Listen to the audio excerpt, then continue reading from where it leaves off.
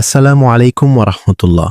তুমি কি ওয়াশরুম থেকে বাহির হওয়ার দোয়াটা বলতে পারো? হে বলতে পারি।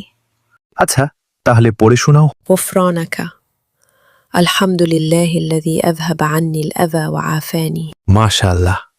এই দোয়াটি পড়ার নিয়ম হলো পায়খানা থেকে বের হয়ে ভালোভাবে পরিষ্কার ও পাক হওয়ার পর বাইরে এসে নিচু স্বরে এই দোয়াটি পড়তে হয়।